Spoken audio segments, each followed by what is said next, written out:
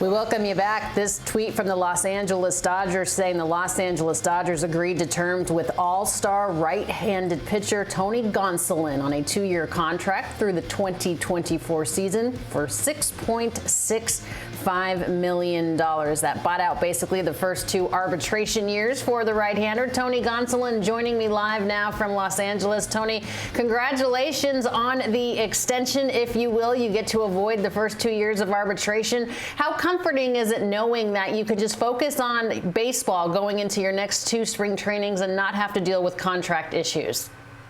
Yeah, it's awesome. You know, that's kind of the goal, to get that security to go out there and just compete and not have to worry about anything. You know, you're going to come back. You know, you're set up for the next 2 years, and you just get to go out there and throw. Great year coming off of 2022, leading you to be able to sign that 2-year deal for $6.65 million. What was it about the 2020 season, Tony, that allowed you to have such success? 16-1, a 2.14 earned run average. Yeah, I was able to repeat my delivery for most of the year. I think that led me to being in the strike zone a lot more, being really effective with all of my pitches, and yeah, luckily, you know, got some guys out when I needed to, and yeah. 11-0 in that first half of the season, earning you an all-star selection. What did it mean for you, Tony, to be able to not only be an all-star, but to be able to do it in your home stadium? Yeah, it was awesome. You know, the first time all-star, you know, hopefully more to come, but it was great for the first one to be here in Dodger Stadium and get to enjoy that in front of our own fans. It was an incredible experience. And fellow all-star Corbin Burnes, you knew him before you guys were at the big league level, pitching together at St. Mary's. What did you learn from one another in college and throughout so far a young Major League Baseball career? Man, I wish I learned more when we were in college. He was, you know, not throwing as hard as freshman and sophomore year, but junior year he stepped it up. He started throwing like 97, 98.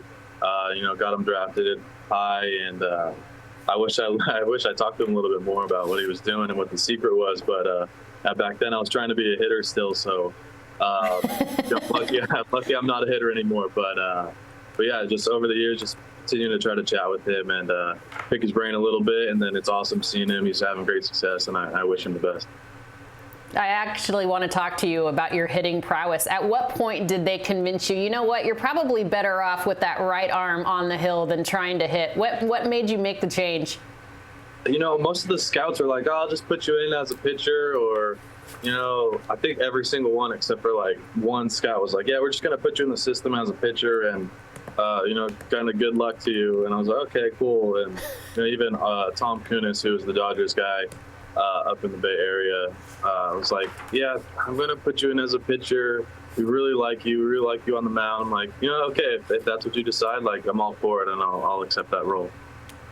All right, Vacaville, California, that's where you're from, Bay Area. Were you a San Jose Sharks fan as far as hockey was concerned? I'm going to get into you dropping the puck at the Kings game, but who did you grow up liking? I never really got into hockey, honestly, but I've been to now 2 games. The Kings game was my second game ever, and both hockey games that I've been to, they're incredible. They're so fun to watch. They're so fast. It's just so different. And, you know, I was fortunate enough to be like second row at the Kings game, and someone got put up against the wall right in front of me. It was so cool. Yeah, you guys go on the IL in baseball for a hangnail. These guys are getting like checked into the boards and they don't even have any teeth. All right, so what was that like when you were able to drop the puck for the annual Dodger night game at the LA Kings game against the Devils? Yeah, that was super cool. You know, they kept on warning me, like, do not step off the carpet. You will slip and you will fall, and that'll be very embarrassing for yourself. Try to go out there and, you know, have fun with it. You know, I don't really know any of the guys, but hopefully I can build some of that relationship with them in the coming years. And it was really cool. You know, it was loud. They got it bumping in there. They put on a good entrance show. It was awesome. Yeah, you look good in that hockey sweater. Very different than a baseball jersey. Okay, Dodgers upcoming season, 2023. Let me know a little bit about your thoughts of this rotation. Obviously, Clayton Kershaw's back. You're stepping up your game. You get Dustin May back. Julio Urias, a great season last year, but you don't have Walker, you don't have Andrew Heaney, and you don't have Tyler Anderson. What do you make of it? Yeah, I think we have Kirsch, we have Julio. They've established themselves as being dominant. And hopefully I can continue what I've been doing the last few years. Dustin, same thing. He's been throwing well when he gets a chance. Coming off of TJ last year, and he's looking big, he's looking strong, he's looking healthy. So doing that. And then I don't really know much about a Syndergaard. I just know that every time he threw against us, he looked pretty dominant when he was with the Mets. So kind of excited to meet him and see what he's all about. All right, how long is it going to take you to let Noah Syndergaard Thor know that you are a cat man, that you're obsessed with cats? How long do you get to know somebody before you start talking about the felines? I usually don't even have to bring it up now. It's to get to the point where I talk to someone's next to me, and they're like, he likes cats. Like, I don't even have to say it. It's kind of cool. But then I get to, brag about my 2 cats and the cat shirts and all that cool things.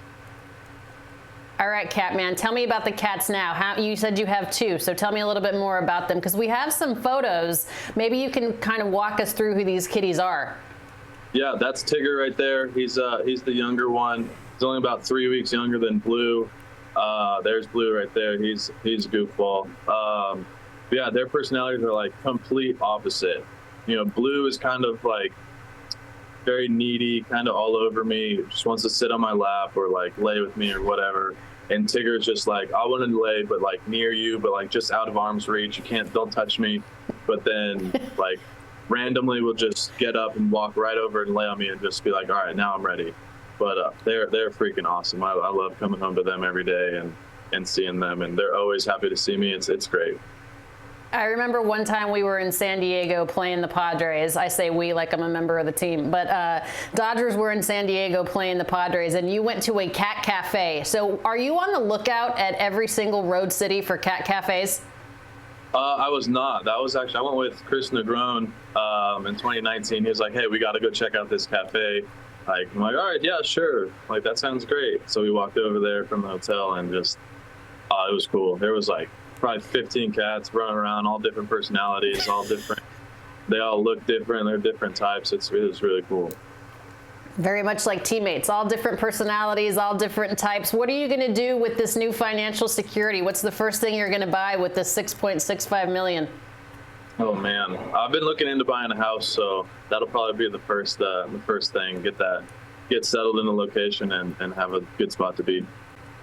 Well, congratulations, Tony Gonsolin. Completely well-earned, coming off a tremendous career year in 2022. Good health to you in the upcoming season, and we appreciate your time so much. Awesome. Thank you guys for having me.